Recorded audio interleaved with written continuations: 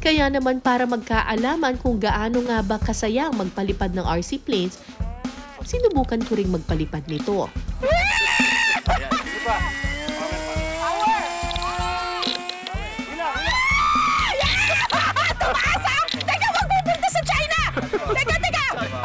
Kaliwa.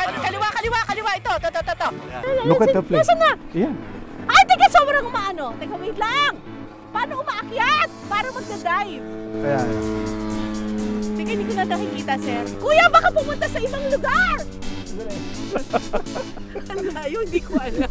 Ang bilis pala nito. Ito. Kaliwa.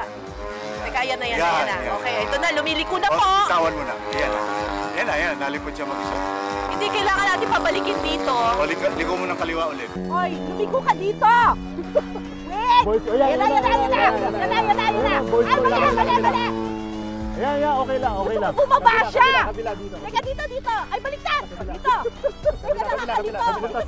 Liko pa. Teka, mali, baliktad. Nakakalito pa.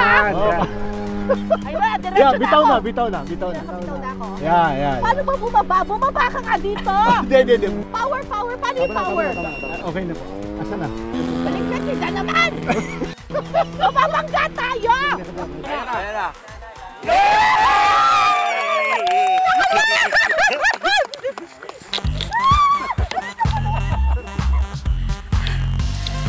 Patay na yung piloto.